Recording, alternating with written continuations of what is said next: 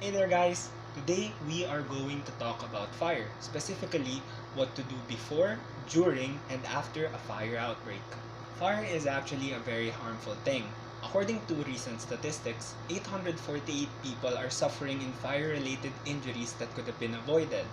Knowing how to deal with a fire is a very important thing because you could not only save your life but as well as the lives of others. Today we're going to talk all about the fire, how it's formed, how we can prevent it, and how we can stop it from occurring again. But before we continue, let us first identify what are the different classes of fire and what are the different fire extinguishers that we could use in order to extinguish them.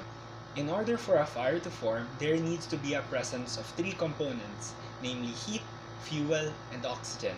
When these three are present, there is a fire. These three elements are known as a fire triangle. And in order to stop a fire, we need to remove one of these elements. There are 5 different classes of fire.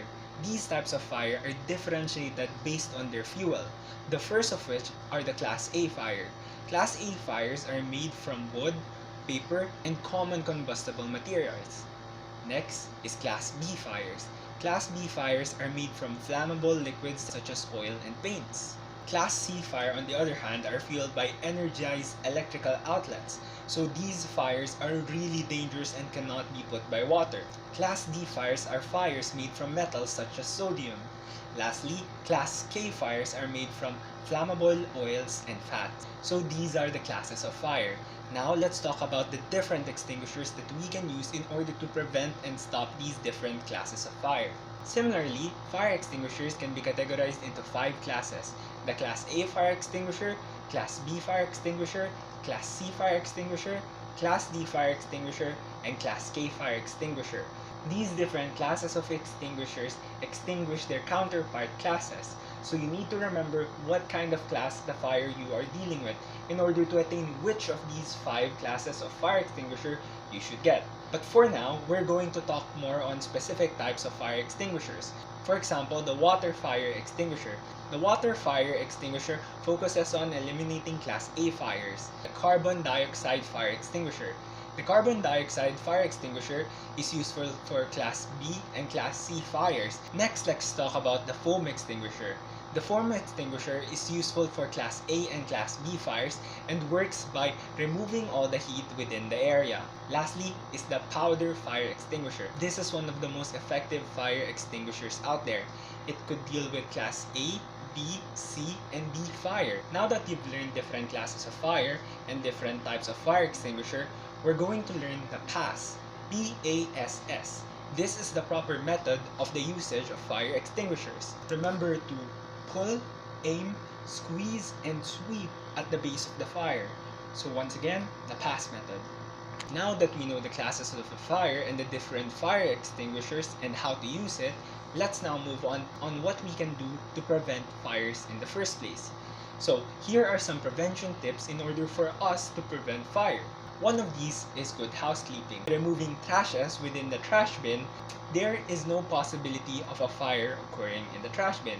Next is keeping the fire exits accessible. When there is a fire, which we may not know when it's going to happen, we need to make sure that the fire exits are always clear so that it can be accessed anytime and all the people in the household or in the building could exit at better times. Another way of being prepared for fire is by preparing a fire drill. Doing fire drills can allow your family, households, or co-workers to devise a plan so you can exit immediately and everyone knows what to do. When you enter a building, you should be aware where the fire exits are. You'll never know when an accident may occur, so make sure that you always know where the fire exits are located. Checking all the wires. You should now be aware that a fire can be caused by electrical outlets, so make sure that you don't do any octopus wiring such as this. After cooking or using the kitchen, make sure that all the LPG tanks are sealed properly, as this might release gases that are flammable and can cause fire. Keeping a fire extinguisher. I know I've mentioned earlier how to use a fire extinguisher, but I need to remind you that you do need a fire extinguisher at your home. Have a smoke alarm.